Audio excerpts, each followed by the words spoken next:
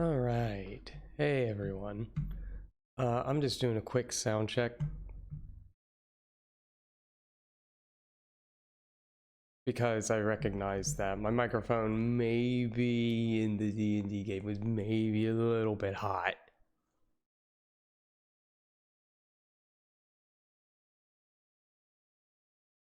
Just a teeny tiny tad.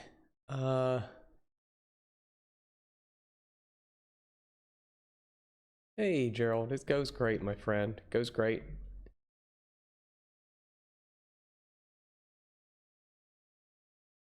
Let me actually bump it up here, maybe. Actually, that's not too loud. That's good. That's fine. That works. Totally good. There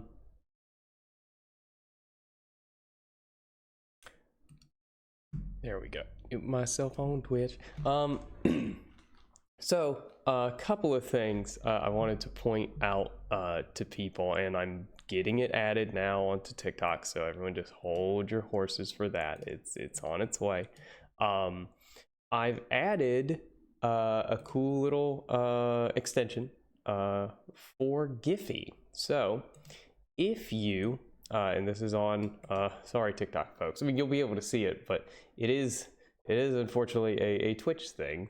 But if you want to, if you hover over your video feed of me, on the right there will be a little pop out extension for Giphy, right? When you just hover over basically my face or anywhere on the screen, and if you click that, you can select any sort of little gifs you want, and you can just click them free. You don't have to pay anything, don't have to do bits or anything or anything like that. It'll show up there in the bottom right hand corner.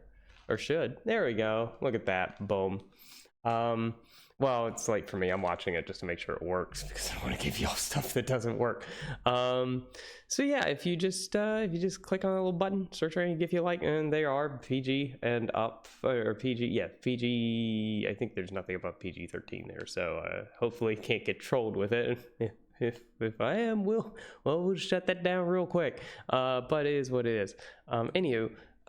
For today's reading, I'm gonna be honest. Gonna take it a little easy. Gonna be making sure that I don't accidentally play some Spotify here. There we go. Those are some touch sensitive earbuds. But the plan has been usually that I try to read through 3 or 4 chapters. Today I'm gonna be taking it a little bit easy. We're only gonna go for an hour, maybe 90 minutes. So I apologize if that's a little shorter than usual. It's just I just need to take care of my voice. Because I have performances coming up in Dracula from October 18th to November 3rd at the Ritz Theater in Oakland, New Jersey. Make sure you buy your tickets. That's ritztheaterco.org. So you can get your tickets there. Actually, let me make sure that is correct. I don't ever want to give people the wrong website because that would be embarrassing. Yikes. Let me see. Boop-a-doop-a-doo. Yep, ritztheaterco.org. And go ahead and droppeth that link into the chatteroony. Boom, right there. That's where you can go get tickets if you want to come see the show.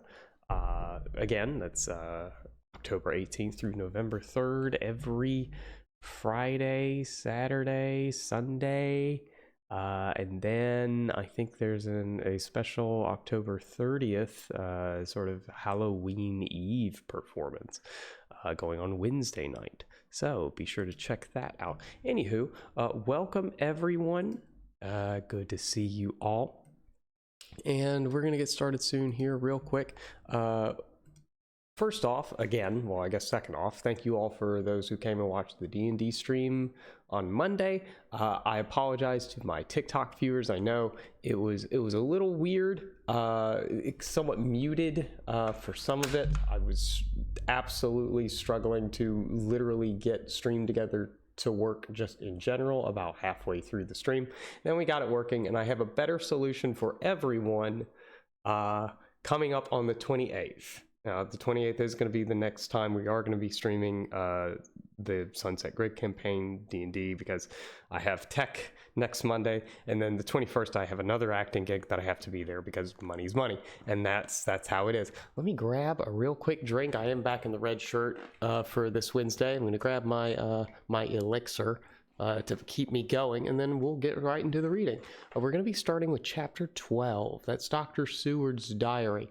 Now, I particularly, I don't really like the voice I've been using for Dr. Seward, so I'm just going to go into a more kind of standardized British dialect, also for the health of my voice, but it is what it is. I just find that I enjoy it more. Because, I want to enjoy the book too, along with you guys. Yeah, there we go. That over. Perfect, great, good, glorious. And now, where to set this down? God, everything's so crowded. Already making problems for myself. There we go, perfect. Set that down, boom. Let's get into Dracula. Sorry. And then big monsters, they pack a punch. Anywho.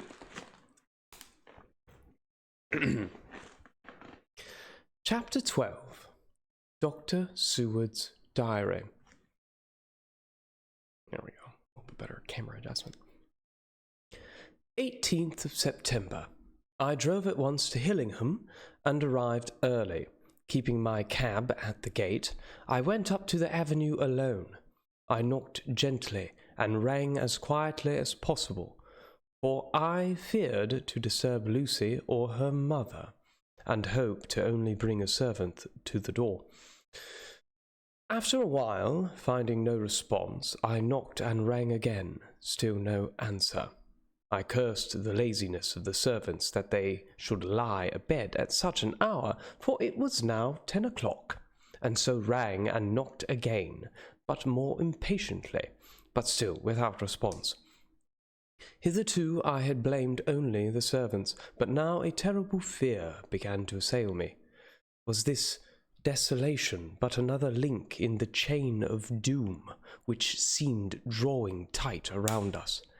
Was it indeed a house of death to which I had come too late? I knew that minutes, even seconds, of delay might mean hours of danger to Lucy. If she had again one of those frightful relapses, and I went round the house to try if I could find, by chance, an entry anywhere. I could find no means of ingress. Every window and door was fastened and locked, and I returned baffled to the porch. As I did so, I heard the rapid pit-pat of a swiftly driven horse's feet. They stopped at the gate, and a few seconds later I met Van Helsing running up the avenue.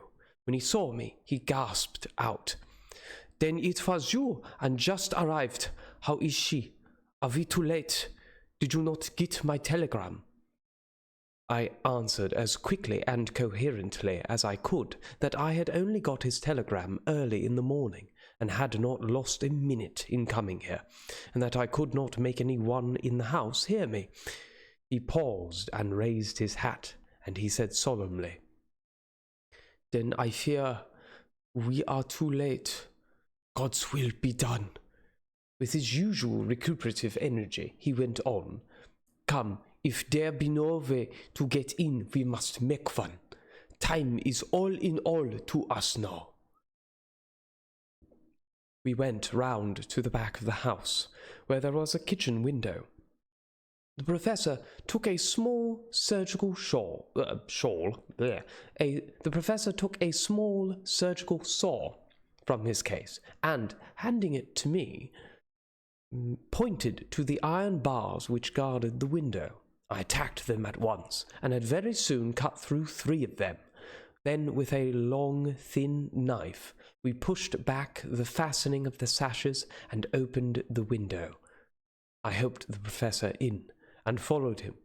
There was no one in the kitchen or in the servants' rooms, which were close at hand. We tried all the rooms as we went along, in the dining room, dimly lit by rays of light through the shutters, found 4 servant women lying on the floor. There was no need to think them dead, for their stertorous, interesting word, for their stertorous breathing and the acrid smell of laudanum in the room left no doubt as to their condition. Van Helsing and I looked at each other, and as we moved away, he said, "We can attend to them later." Then we ascended to Lucy's room. For an instant or two we paused at the door to listen.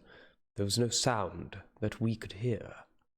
With white faces and trembling hands, we opened the door gently and entered the room. How shall I describe what we saw? On the bed lay 2 women, Lucy and her mother. The latter lay farthest in, and she was covered with a white sheet, the edge of which had been blown back by the draught through the broken window, showing the drawn white face, with a look of terror fixed upon it. By her side lay Lucy, her face white and still more drawn. The flowers which had been round her neck we found upon her mother's bosom, and her throat was bare, showing the 2 little wounds which we had noticed before, but looking horribly white and mangled. Without a word, the professor bent over the bed, his head almost touching poor Lucy's breast. Then he gave a quick turn of his head, as of one who listens, and leaping to his feet, he cried out to me, "It is not late yet. Quick, quick, bring the brandy." I flew downstairs and returned with it, taking care to smell and taste it, lest it too were drugged like the decanter of sherry which I found on the table. The maids were still breathing, but more restlessly, and I fancied that the narcotic was wearing off. I did not stay to make sure, but returned to Van Helsing. He rubbed the brandy, as on another occasion, on her lips and gums, and on her wrists and the palms of her hands. He said to me, "I can do this, all that can be done at the present. You go wake those maids, flick them in the face with a wet towel and flick them hard. Make them get heat and fire and a warm bath. This poor soul is nearly as cold as that beside her. She will need be heated before we can do anything more." I went at once, and found little difficulty in waking 3 of the women. The 4th was only a young girl, and the drug had evidently affected her more strongly, so I lifted her on the sofa and let her sleep. The others were dazed at first, but as remembrance came back to them, they cried and sobbed in a hysterical manner. I was stern with them, however, and would not let them talk. I told them that one life was bad enough to lose, and that if they delayed, they would sacrifice Miss Lucy. So, sobbing and crying, they went about their way, half-clad as they were, and prepared fire and water. Fortunately, the kitchen was and boiler fires were still alive, and there was no lack of hot water. We got a bath, and carried Lucy out as she was, and placed her in it. Whilst we were busy chafing her limbs, there was a knock at the hall door. One of the maids ran off, hurried on some more clothes, and opened it. Then she returned and whispered to us that there was a gentleman who had come with a message from Mr. Holmwood. I bade her simply tell him that he must wait, for we could see no one now.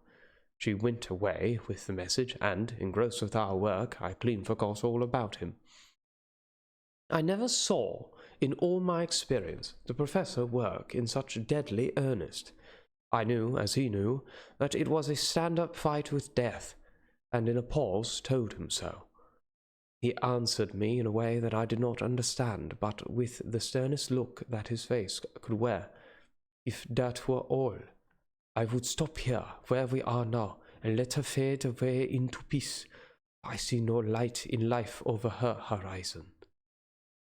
He went on with his work with, if possible, renewed and more frenzied vigor. Presently, we both began to be conscious that the heat was beginning to be of some effect. Lucy's heart beat a trifle more audibly to the stethoscope, and her lungs had a perceptible movement.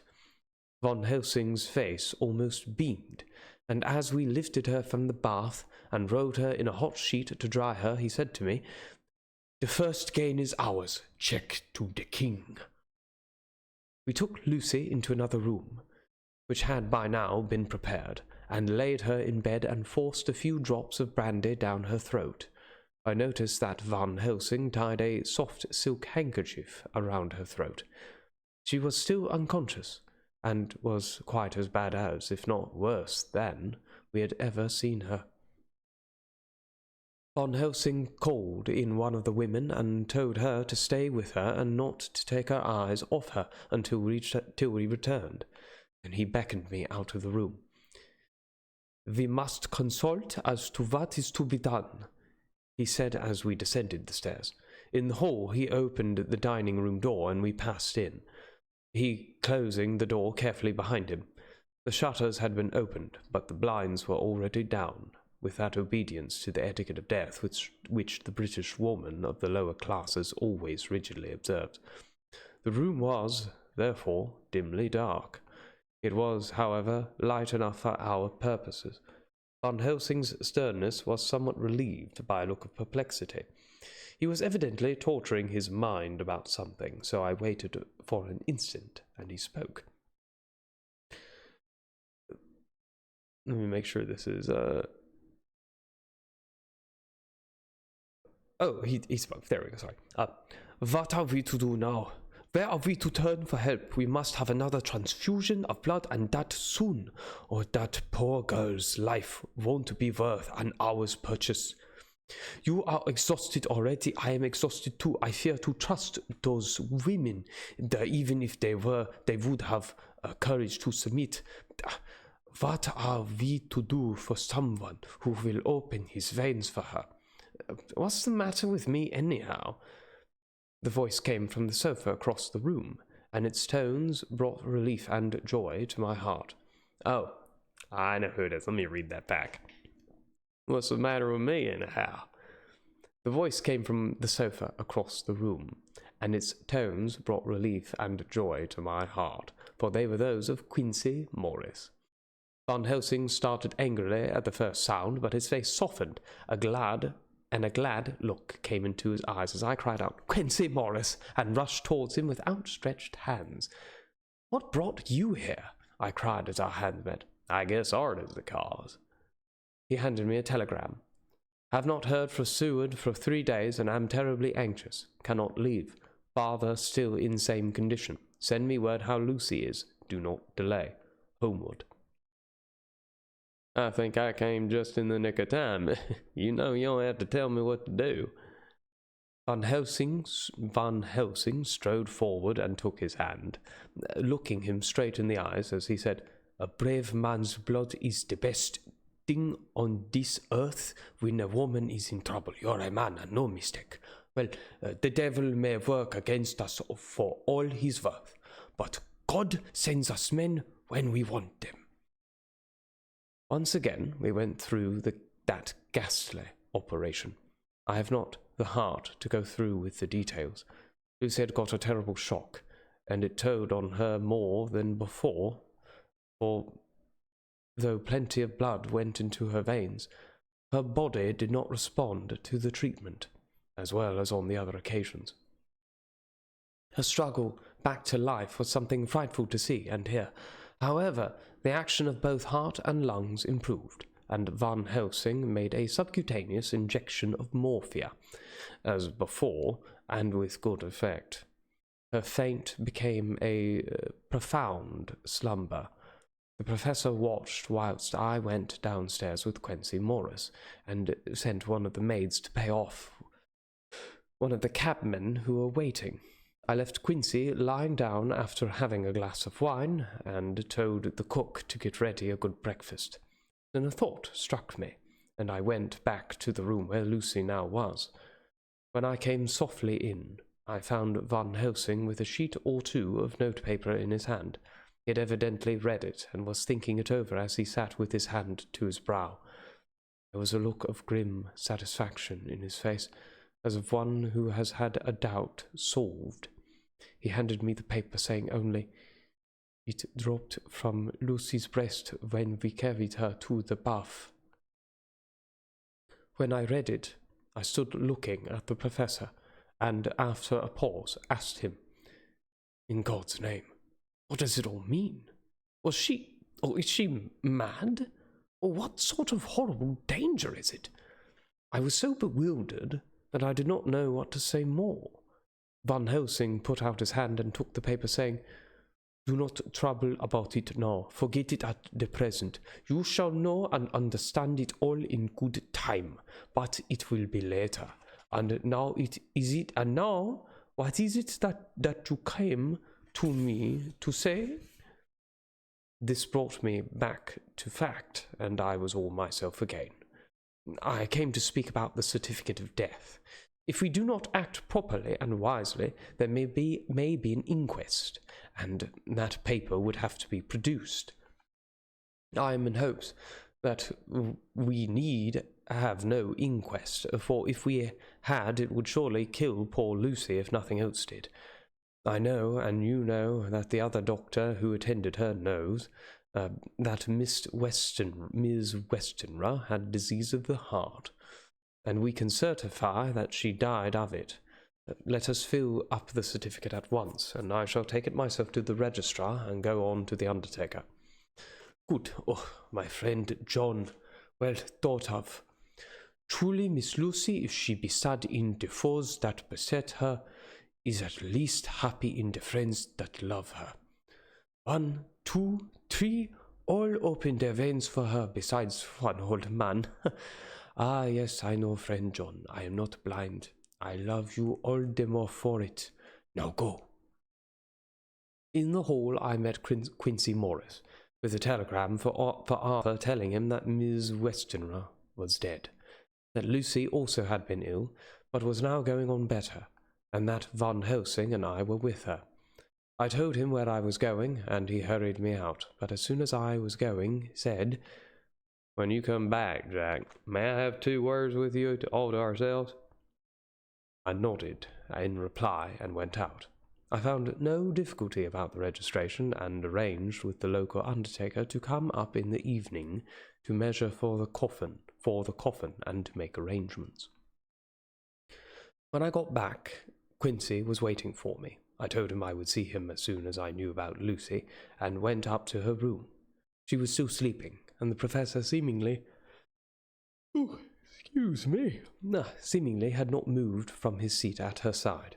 From his putting his finger to his lips, I gather that he expected her to wake before long, and was afraid of forestalling nature.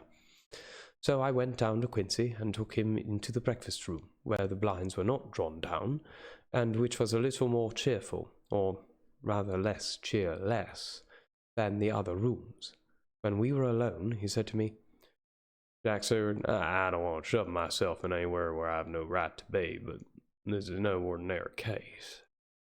You know, I love that girl. I want to marry her, but although that's all past and gone, I can't help feeling anxious about her all the same.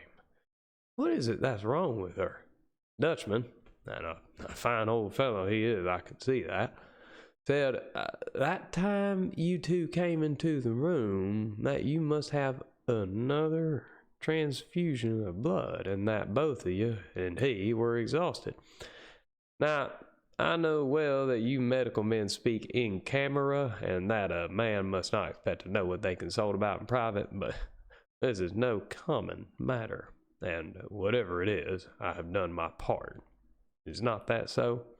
"That's so," I said, and he went on.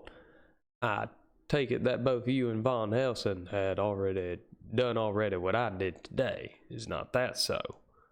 "That's so." "And I guess Art was in it too. When I saw him 4 days ago down at his own place, he looked queer. I have not seen anything pulled down so quick since I was on the pampas and had a mare that I was fond of to go to grass all in a night." One of those big bats that they call vampires had got at her in the night, and whew, what with his gorge and the vein left open, there wasn't enough blood in her to let her stand up. I had to put a bullet through her as she lay. Jack, if you may tell me without betraying confidence, Arthur was the first. Is not that so? As he spoke, the poor fellow looked terribly anxious. He was in a torture of suspense regarding the woman he loved, and his utter ignorance of the terrible mystery which seemed to surround her intensified his pain. His very heart was bleeding, and it took all the manhood of him, and there was a royal lot of it too, to keep him from breaking down. I paused before answering, for I felt that I must not betray anything which the professor wished to kept secret. But already he knew so much, and guessed so much, that there could be no reason for not answering, so I answered in the same phrase. That's so. And how long has this been going on? About 10 days. 10 days? I guess, Jack Seward, that poor pretty creature that we all love has had put into her veins within that time the blood of 4 strong men. Man alive, her whole body wouldn't hold it. Then, coming close to me, he spoke in a fierce half-whisper. What took it out? I shook my head. That, I said, is the crux. Von Helsing is simply frantic about it, and I am at my wits' end. I can't even hazard a guess. There has been a series of little circumstances which have thrown out all our calculations as to Lucy being properly watched, but these shall not occur again. Here we stay until all be well, or ill. Quincy held out his hand. Count me in, he said. You and the Dutchman will tell me what to do, and I'll do it. When she woke, late in the afternoon, Lucy's first movement was to feel in her breast and, to my surprise, produce the paper which Van Helsing had given me to read. The careful professor had replaced it where it had come from, lest on waking she should be alarmed. Her eye then lit on Van Helsing and on me too, and gladdened. Then she looked around the room, and seeing where she was, shuddered. She gave a loud cry, and put her poor thin hands before her pale face. We both understood what that meant, that she had realized to the full her mother's death. So we tried what we could to comfort her. Doubtless sympathy eased her somewhat, but she was very low in thought and spirits, and wept silently and weakly for a long time. Oh dear, is my... oh, my... I know what I've done. I'm a doofus. There it is. That's the sound. Sorry, my apologies. I'm trying to find my place. Silently, weakly, for a long time. We told her that either or both of us would now remain with her all the time, and that seemed to comfort her. Towards dusk, she fell into a doze. Here a very odd thing occurred. Whilst still asleep, she took the paper from her breast and tore it in two. Van Helsing stepped over and took the pieces from her. All the same, however, she went on with the action of tearing, as though the material was still in her hands. Finally, she lifted her hands and opened them, as though scattering the fragments. Van Helsing seemed surprised, and his brows gathered as if in thought, but he said nothing. 19th September. All last night she slept fitfully, being always afraid to sleep, and something weaker when she woke from it. The professor and I took it in turns to watch, and we never left her for a moment unattended. Quincy Morris said nothing about his intention, but I knew that all night long he patrolled round and round the house. When the day came, its searching light showed the ravages in poor Lucy's strength. She was hardly able to turn her head. and the little nourishment which she could take seemed to do her no good. At times she slept, and both Van Helsing and I noticed the difference in her between sleeping and waking. Whilst asleep, she looked stronger, although more haggard, and her breathing was softer. Her open, pale mouth showed the pale gums drawn back from the teeth, which thus looked positively longer and sharper than usual. When she woke, the softness of her eyes evidently changed the expression, for she looked her own self, although a dying one. In the afternoon, she asked for Arthur, and we telegraphed for him. Quincy went off to meet him at the station. When he arrived, it was nearly 6 o'clock, and the sun was setting full and warm, and the red light streamed in through the window and gave more colour to the pale cheeks.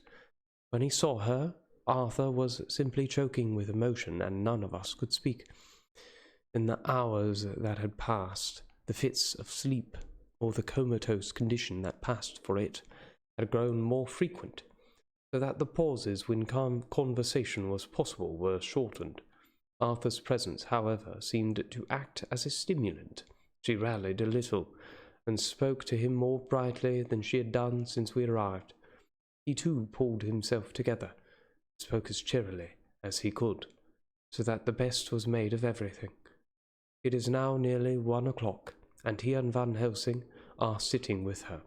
I am to relieve them in a quarter of an hour, and I am entering this on Lucy's phonograph. Until 6 o'clock, they are to try to rest. I fear that tomorrow will end our watching, for the shock has been too great. The poor child cannot rally. God help us all. I'm going to take a little break, have a little sippy poo, because things aren't looking too good for Lucy, not at all.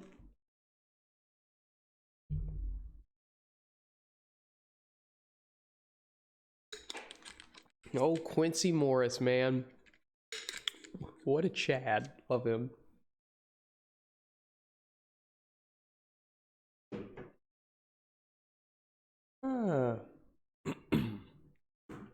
Anywho. Where are we? Where are we in the book? Ah, yes, okay. So I know for certain we will get through chapter 12 today. Definitely so. Whether or not... And then we'll see how far into chapter 13 we'll get. Again, I like to end on chapters. I just don't want to wear out my voice. Letter. Mina Harker to Lucy Westenra. Unopened by her. 17th September. My dearest Lucy, it seems an age since I heard from you, or indeed since I wrote. Ooh, excuse me. You will pardon me, I know, for all my faults when you have read all my budget of news. Well, I got my husband back all right. When we arrived at Exeter, there was a carriage waiting for us, and in it, although he had an attack of gout, Mr. Hawkins. He took us to his own house, where there were rooms for us all nice and comfortable, and we dined together. After dinner, Mr. Hawkins said, My dears, I want to drink your health and prosperity, and may every blessing attend you both. I know you both from children, and have, with love and patience, seen you grow up. Now I want you to make your home here with me. I have left to me neither chick nor child.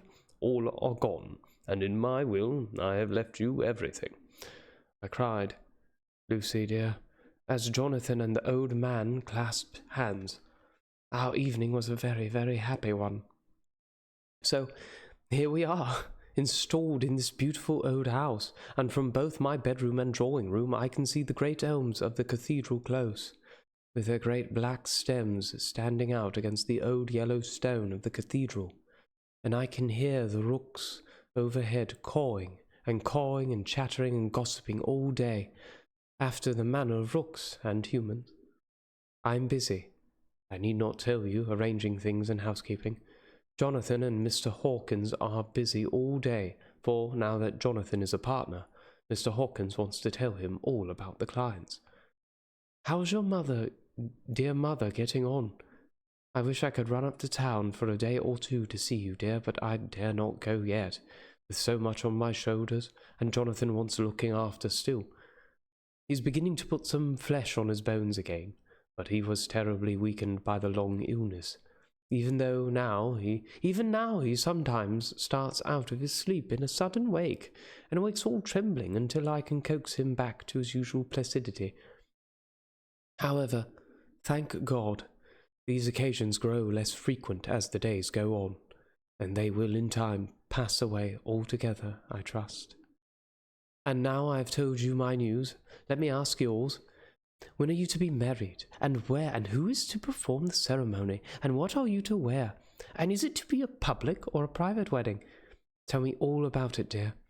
Tell me all about everything, for there is nothing which interests you which will not be dear to me. Jonathan asks me to send this, his respectful duty, but I do not think that is good enough from the junior partner of the important firm of Hawkins and Harker. And so, as you love me, and he loves me, and I love you with all the moods and tenses of the verb, I send you simply his love instead. Goodbye, my dearest Lucy, and all blessings on you. Yours, Mina Harker. Report from Patrick Hennessy, M.D., M.R.C.S., L.K.Q.C.P.I., etc., etc., to John Seward, M.D., 20th September. My dear sir, in accordance with your wishes, I enclose report of the conditions of everything left in my charge. With regard to patient Renfield, there is more to say. He has had another outbreak, which might have had a dreadful ending, but which, as it fortunately happened, was unattended with any unhappy results. This afternoon, a carrier's cart with 2 men made a call at the empty house whose grounds abut on ours, a house to which, you will remember, the patient twice ran away. The men stopped at our gate to ask the porter their way, as they were strangers. I was myself looking out of the study window, having a smoke after dinner, and saw one of them come up to the house. As he passed the window of Renfield's room, the patient began to rate him from within, and called him all the foul names he could lay his tongue to. The man, who seemed a decent fellow enough, contented himself by telling him to shut up for a foul-mouthed beggar. Whereon our man accused him of robbing him, and wanting to murder him, and said that he would hinder him if he were to swing for it. I opened the window and signed to the man not to notice, so he contented himself after looking the place over and making up his mind as to what kind of a place he had got to, by saying, "Lord bless you, sir, I wouldn't mind what was said to me in a bloomin' madhouse. I pity ye and the governor for having to live in a house with a wild beast like that." Then he asked, oh God, it's always the ass sounds for me. Then he asked his way civilly enough, and I told him where the gate of the empty house was. He went away, followed by threats and curses and revilings from our man. I went down to see if I could make out any cause for his anger, since he is usually such a well-behaved man, and except his violent fits, nothing of the kind had ever occurred. I found him, to my astonishment, quite composed and most genial in his manner. I tried to get him to talk of the incident, but he blandly asked me questions as to what I meant, and led me to believe that he was completely oblivious to the affair. It was, I am sorry to say, however, only another instance of his cunning, for within half an hour I heard of him again.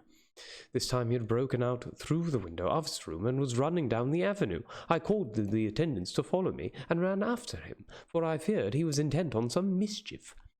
My fear was justified when I saw the same cart which had passed coming down the road, having on it some great wooden boxes.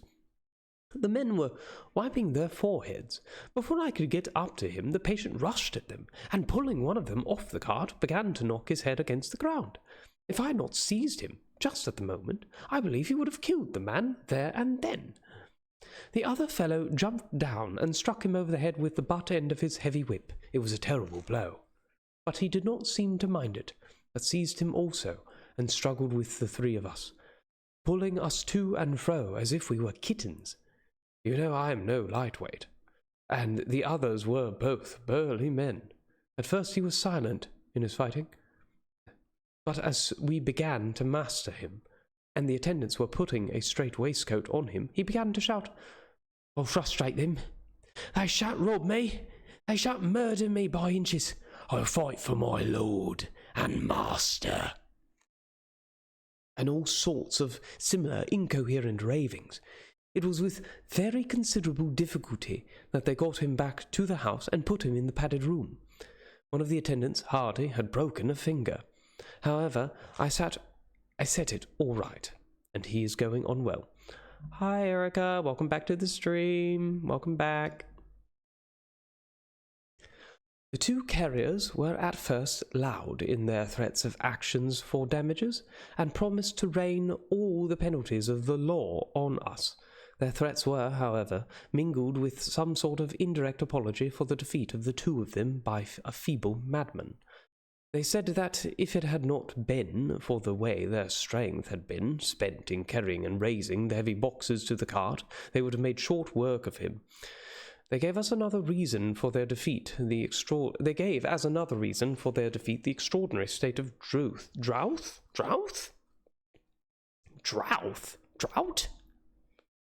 What?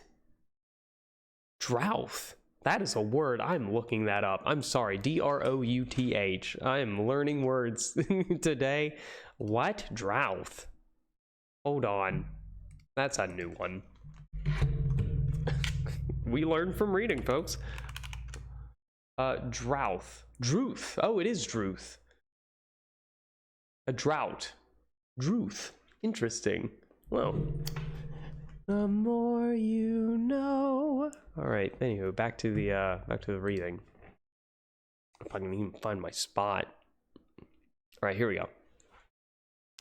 They gave as another reason for their defeat the extraordinary state of drouth to which they had been reduced by the dusty nature of their occupation and the reprehensible distance from the scene of their labours of any place of public entertainment. I quite understood their drift, and after a stiff glass of grog, or rather much more of the same, and with each a sovereign in hand, they made light of the attack, and swore that they would encounter a worse madman any day for the pleasure of meeting so bloomin' good a bloke as your correspondent.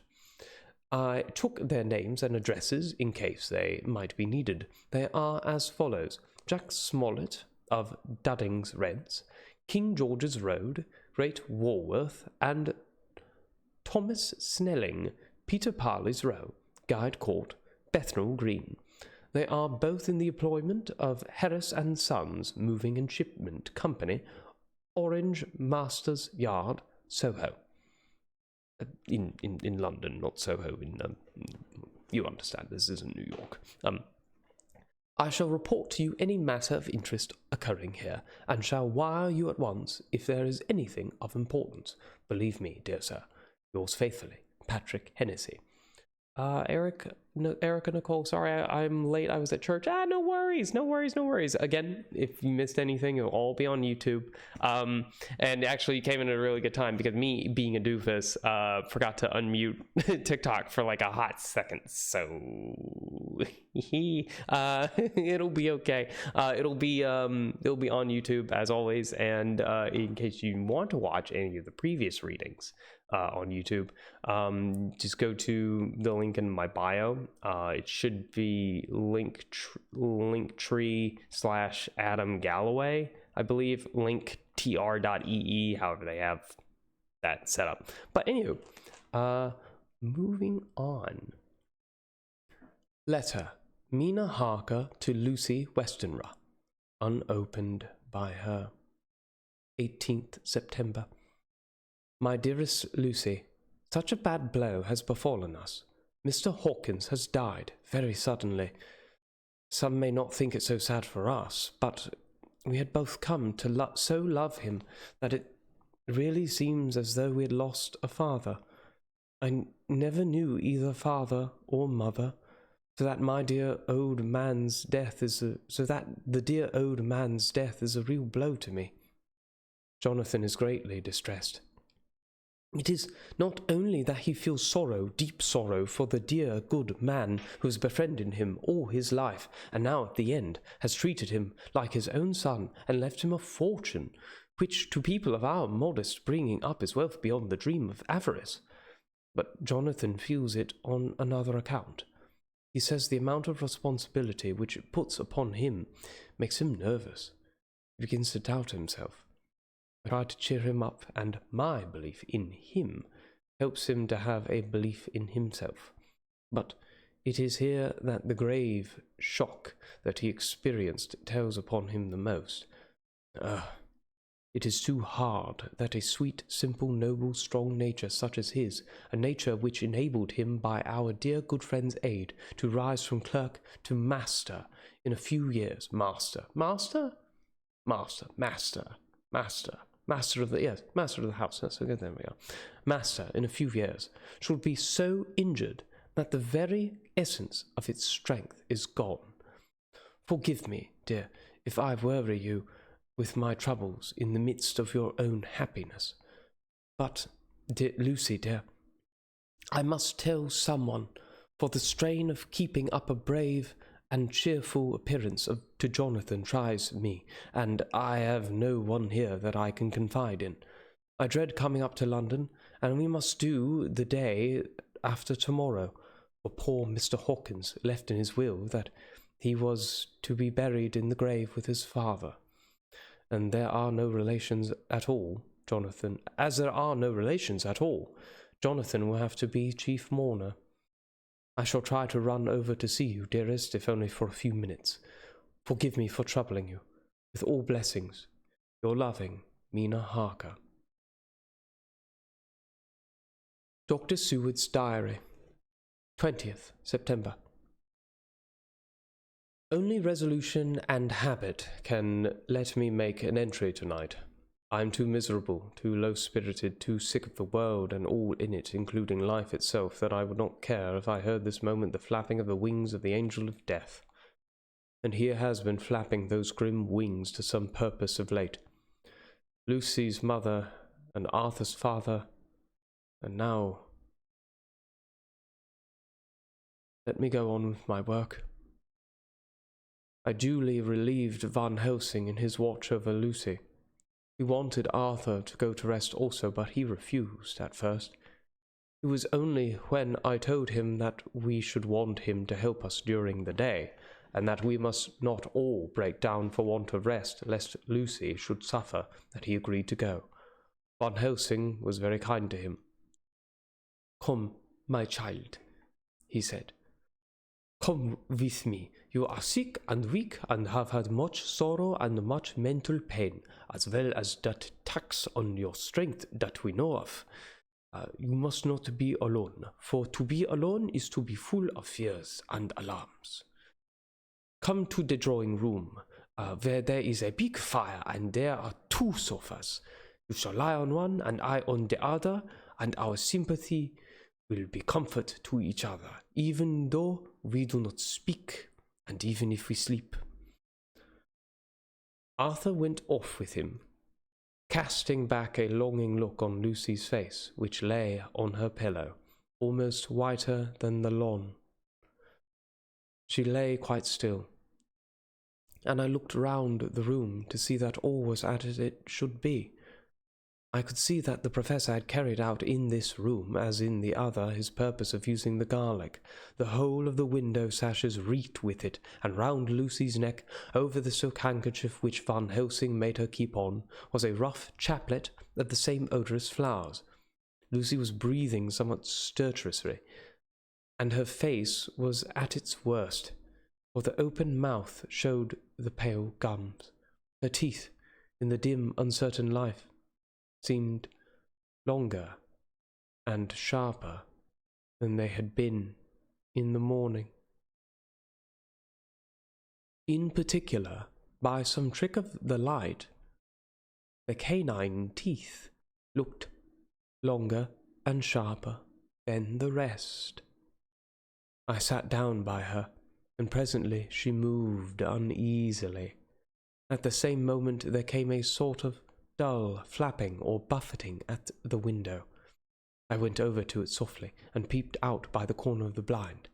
There was a full moonlight, and I could see that the noise was made by a great bat, which wheeled round, doubtless attracted by the light, although so dim, and every now and again struck the window with its wings.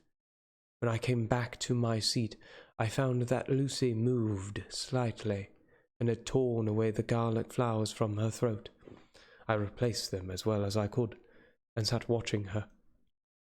Presently she woke, and I gave her food as Van Helsing had prescribed. She took but a little, and that languidly. There did not seem to be with her now the unconscious struggle for life and strength that had hitherto so marked her illness. It struck me as curious that the moment she became conscious, she pressed the garlic flowers close to her. It was certainly odd that whenever she got into that lethargic state, with the stertorous breathing, she put the flowers from her, but then when she waked, she clutched them close. There was no possibility of making any mistake about this, for in the long hours that followed, she had many spells of sleeping and waking, and repeated both actions many times. At 6 o'clock, Van Helsing came to relieve me. Arthur had then fallen into a doze, and he mercifully let him sleep on. When he saw Lucy's face, I could hear the hissing indraw of his breath, and he said to me in a sharp whisper, "Draw up the blind. I want light." Then he bent down, and with his face almost touching Lucy's, examined her carefully. He removed the flowers and lifted the silk handkerchief from her throat. As he did so, he started back, and I could hear his ejaculation, "Mein Gott!" as it was smothered in his throat. I bent over and looked too, and as I noticed, some queer chill came over me. The wounds on the throat had absolutely disappeared. For fully 5 minutes, Van Helsing stood looking at her, with his face at its sternest. Then he turned to me and said calmly, "She's dying. It will not be long now. It will be much different, mark me, whether she dies conscious or in her sleep. Wake that poor boy and let him come and see the last. He trusts us, and we have promised him." I went to the dining room and waked him. He was dazed for a moment, but when he saw the sunlight streaming in through the edges of the shutters, he thought he was late, and expressed his fear. I assured him that Lucy was still asleep, but told him, as gently as I could, that both Van Helsing and I feared that the end was near. He covered his face with his hands, and slid down on his knees by the sofa, where he remained, perhaps a minute, with his head buried, praying, whilst his shoulders shook with grief. I took him by the hand, and raised him up. "Come," I said, "my dear fellow, summon all your fortitude. It will be best and easiest for her." When we came into Lucy's room, I could see that Van Helsing had, with his usual forethought, been putting matters straight and making everything look as pleasing as possible. He had been even brushed Lucy's hair, so that it lay on the pillow in its usual sunny ripples. When we came into the room, she opened her eyes, and seeing him, whispered softly, "Arthur, oh my love, I am so glad you have come." He was stooping to kiss her, when Van Helsing motioned him back. "No," he whispered, "not yet. Hold her hand. It will comfort her more." So Arthur took her hand and knelt beside her, and she looked her best, with all the soft lines matching the angelic beauty of her eyes. Then, gradually, her eyes closed, and she sank to sleep. For a little bit her breast heaved softly, and a breath came and went like a tired child's. And then insensibly there came the strange change which I had noticed in the night. Her breathing grew stertorous. The mouth opened, and the pale gums drawn back made the teeth look longer and sharper than ever. In a sort of sleep-waking, vague, unconscious way, she opened her eyes, which were now dull and hard at once, and in a soft, voluptuous voice, such as I had never heard from her lips. "Arthur, oh, my love, I am so glad you have come. Kiss me." Arthur bent eagerly over, to kiss her. But at that instant, Van Helsing, who, like me, had been startled by her voice, swooped upon him, and catching him by the neck with both hands, dragged him back with a fury of strength which I never thought he could have possessed, and actually hurled him almost across the room. "Not for your life," he said. "Not for your living soul and hers." And he stood between them like a lion at bay. Arthur was so taken aback that he did not for a moment know what to do or say, and before any impulse of violence could seize him, he realized the place and the occasion, and stood silently, waiting. I kept my eyes fixed on Lucy, as did Van Helsing, and we saw spasm as of rage flit like a shadow over her face. The sharp teeth champed together, then her eyes closed, and she breathed heavily. Very shortly after, she opened her eyes in all their softness, and putting out her poor, pale, thin hand, took Van Helsing's great brown one. Drawing it to her, she kissed it. "My true friend," she said, in a faint voice, but with untellable pathos. "My true friend and his, oh, guard him, and give me peace." "I swear it," said he solemnly, kneeling beside her and holding up his hand as one who registers an oath. Then he turned to Arthur and said to him, "Come, my child, take her hand in yours and kiss her on the forehead, and only once." Their eyes met instead of their lips, and so they parted. Lucy's eyes closed, and Van Helsing, who had been watching closely, took Arthur's arm and drew him away, and then Lucy's breathing became stertorous again, and all at once it ceased. "It is all over," said Van Helsing.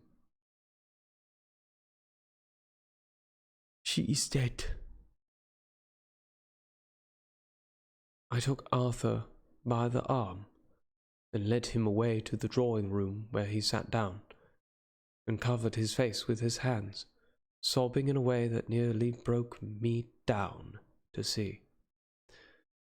I went back to the room and found Van Helsing looking at poor Lucy, and his face was sterner than ever. Some change had come over her body. Death had given back part of her beauty, for her brow and cheeks had recovered some of their flowing lines. Even the lips had lost their deadly pallor.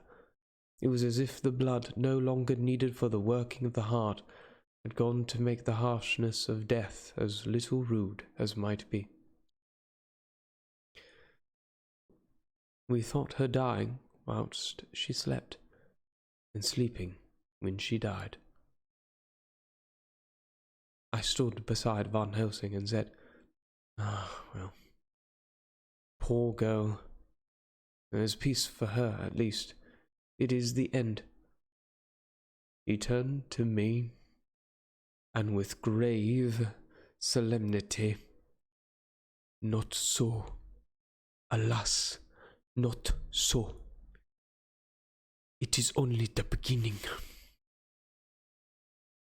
When I asked him what he meant, he only shook his head and answered, "We can do nothing as yet. Wait and see." And that's the end of chapter 12. And again, I want to thank you all for watching. I know this was going to be a shorter one than usual, but I think it was a very important chapter, and I think it stands alone. We finally get to see the death of Lucy, which is, I mean, let's be honest, that's sad, you know. 12 chapters in. Well, not first death, because we had the right back at Dracula's castle, but it is what it is. Anywho, thank you all so much for watching, for listening, if you so choose. This chapter, the shorter than usual, will be up on hold on, TikTok's making me do a bunch of crazy stupid TikTok. There we go. It's where you have to slide the little puzzle piece over for you to tell her that you're still live, which, like, okay, fine, TikTok, I guess I'll do so. Glad you enjoyed it, Erica. Thank you so much for watching. Again, all of these, just like everything else, will be up on YouTube, on my YouTube channel. Let me go ahead and give that for people too, since what is that? Boop. I think it's view my channel. Yeah. youtube.com/@adam.galloway. That's gonna be my it's gonna be my YouTube channel, and you're gonna be able to catch this reading and all the other past three. Is it three? It's three. Wow, look at that, 3 readings at this point. And yeah, I hope you all enjoyed it. And I will look forward to seeing you all Friday. I'm gonna be playing. I think we have a match. I forget who we're playing. It might be Cavern Angels Blue. So it might be Laser Rangers versus Cavern Angels Blue in the Squadrons Championship League. We'll see. We'll figure it out. That might be Saturday. I could be getting them both wrong. I don't know. My schedule is just a mess these days. Just so much. But Friday, definitely I'll be streaming something. If it's some other flight sim game of some reason, or some multiplayer game with the other Laser Rangers, if we don't have a match. We'll figure it out. But at any rate, I will see you all Friday, and then I won't see you Monday or Wednesday or Friday of next week, because I will be in tech. So that's the whole week. And also Friday's our first performance. Oh my god. I can't believe I'm going on stage. I'm going on stage in a week and 2 days. What do you know? Anywho, I hope you all come see the show, as many of you can make it to see the show. And have a wonderful evening, everyone. And we will see you later. Bye-bye.